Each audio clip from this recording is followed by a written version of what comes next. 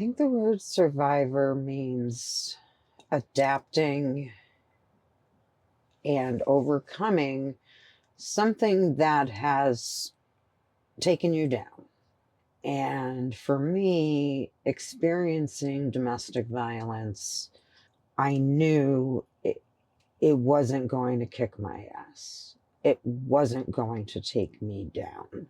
And I was determined to come out on top of it, not just okay, but better. And that is what being a survivor means to me.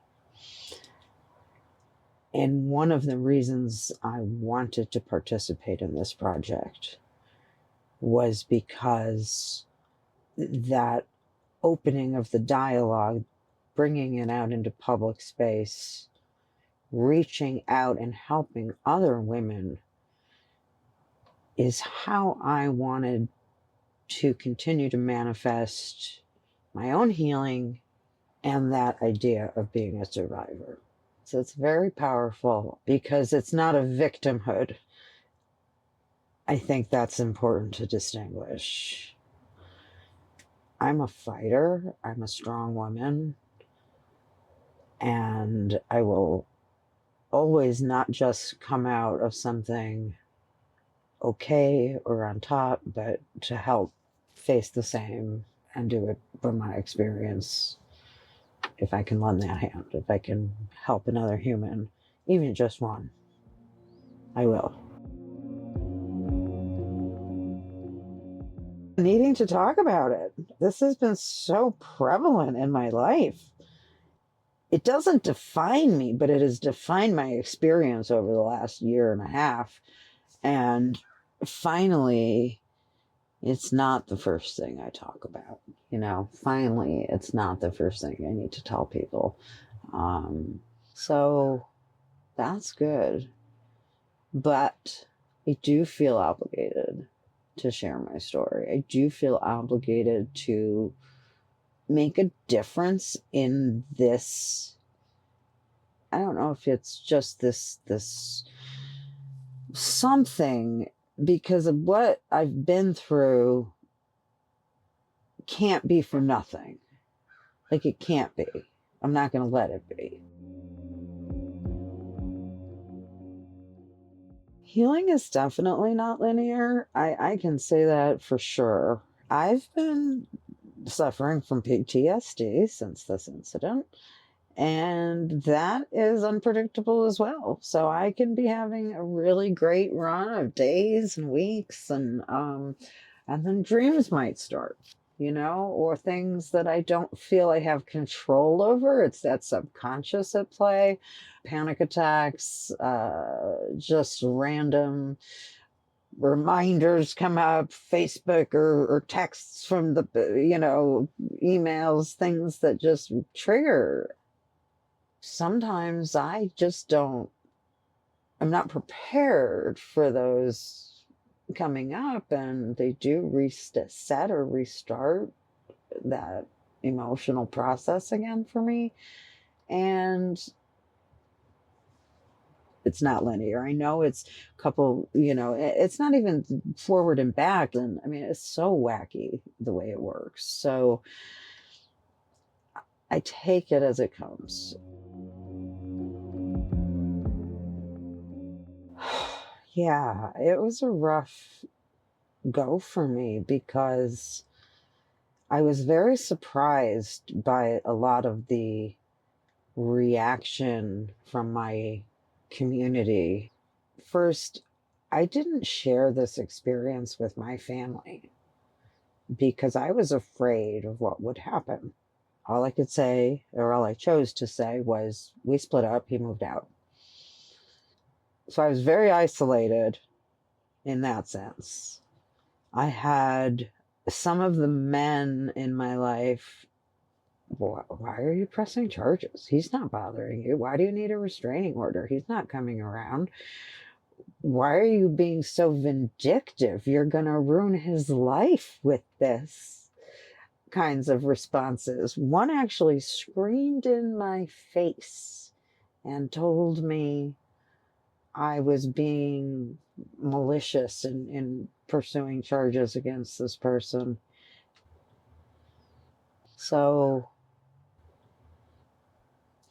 and I was sent some wonderful people and a tribe to help me cope.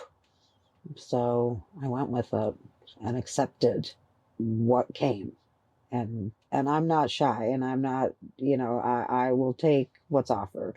So I lean in and embrace the help that comes. And that's what I did.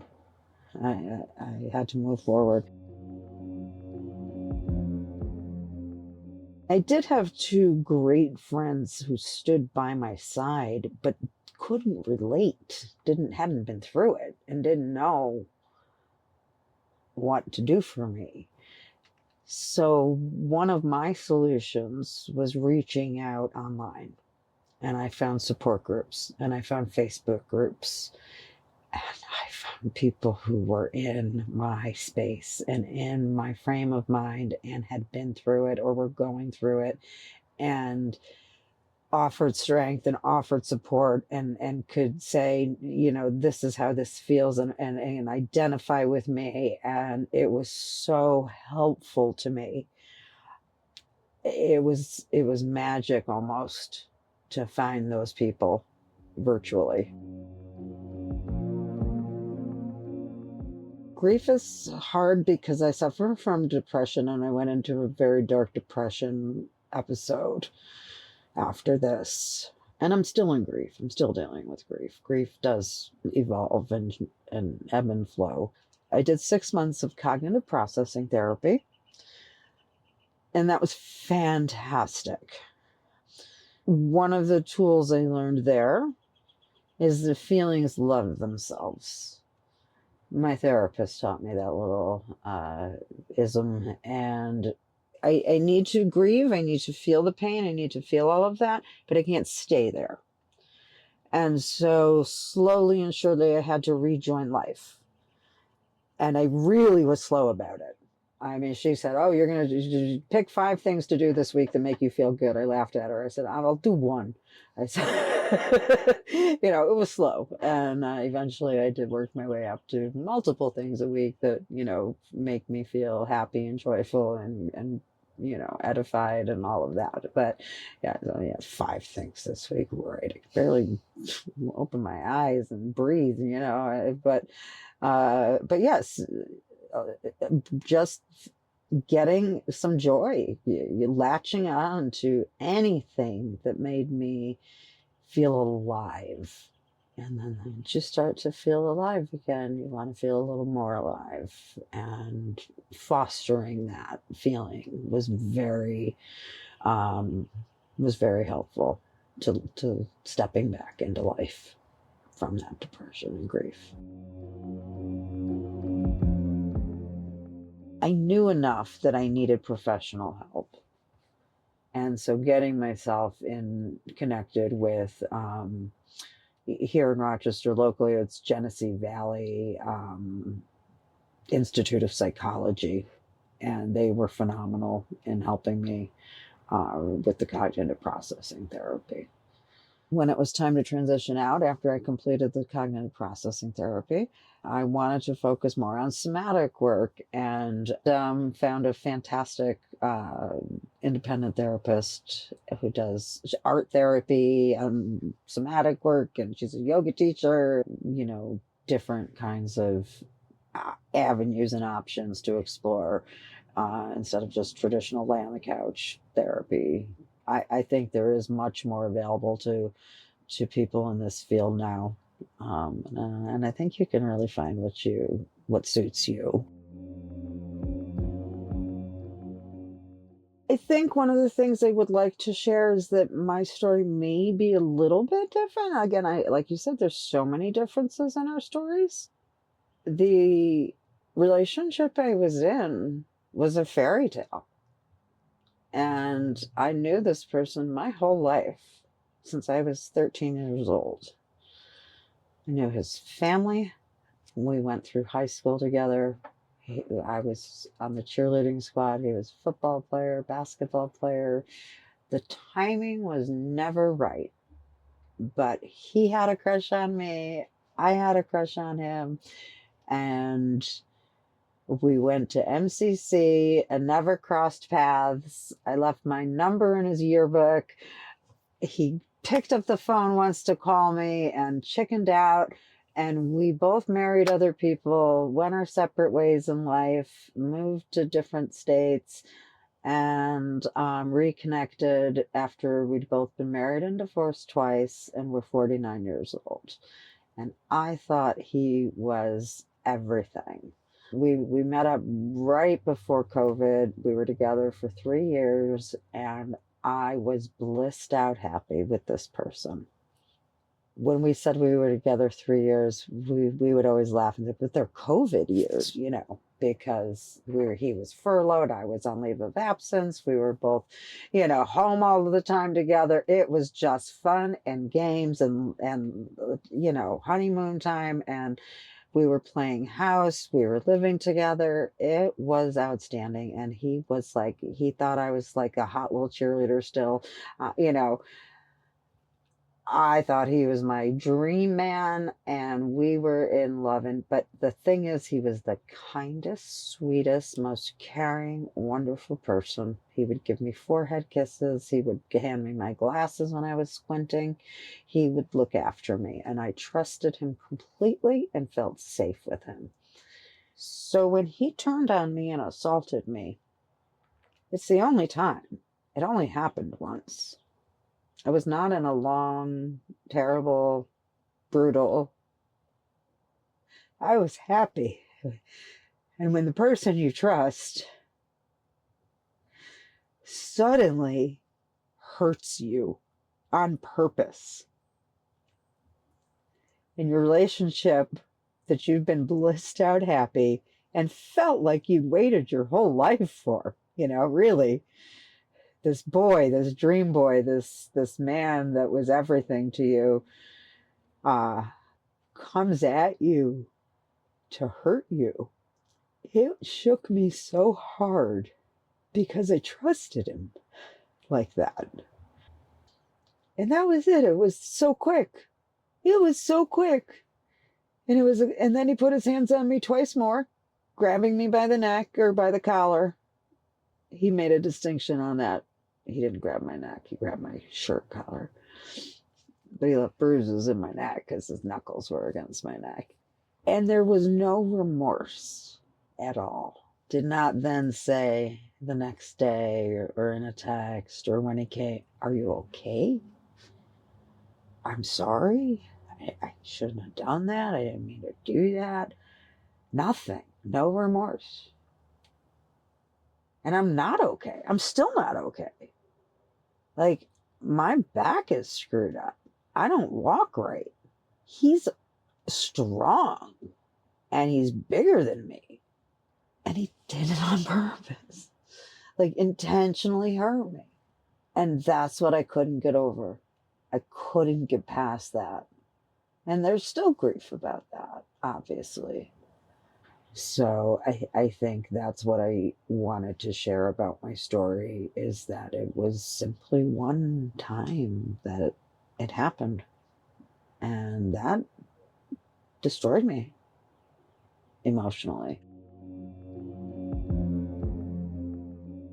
One of the things I found in these groups that I found online, and even in talking to other women in person, is just the horrific nature of domestic abuse, is this inability to prosecute these people, this inability to stop them.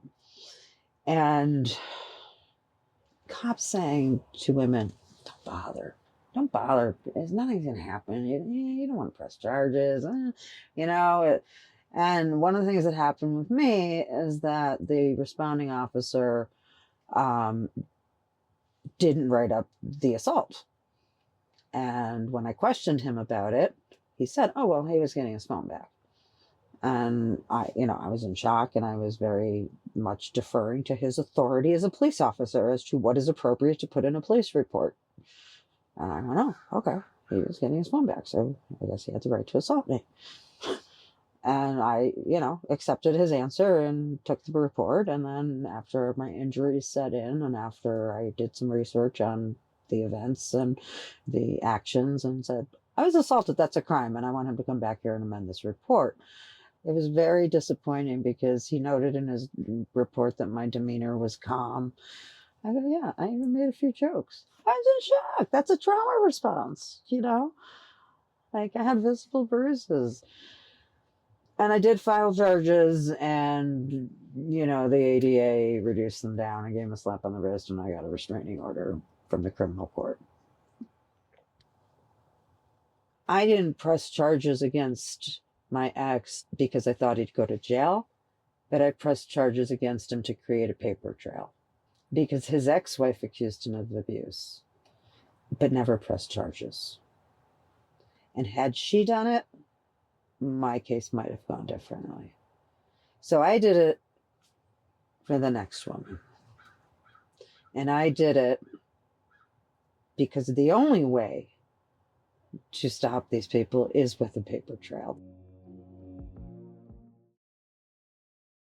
And others seeking help, I went through legal aid and got a court-appointed attorney for helping me with the family court stuff.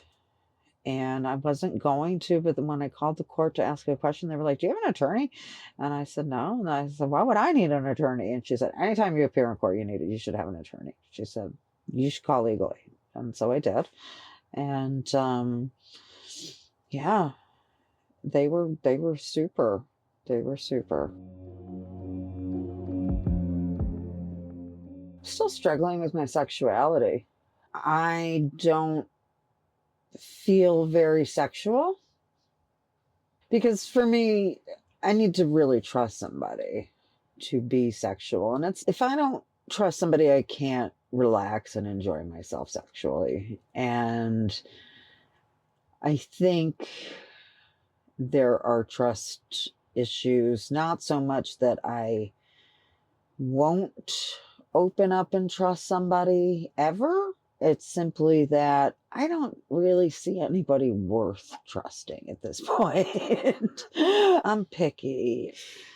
So I'm just being cautious, but, and it's not a problem, but that is a part of myself that would be nice to reclaim.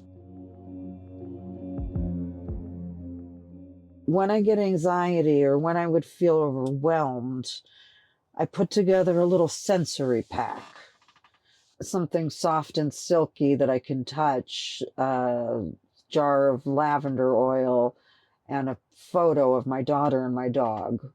Just think a visual, a scent, and a sensual thing, so that things that I can start to calm my nervous system with. But yeah, just anything that can get me focused back into my body and out of my head, I think is what the key is. So music and dancing, or just grooving to, a little R&B or some blues was always the best, way to get me out of a funk. I speak as someone who is inspired by my daughter. She is the bravest, smartest young woman I know. When I think about what I want to be like when I grow up, I want to be like my daughter. She has always stood up for people who can't stand up for themselves.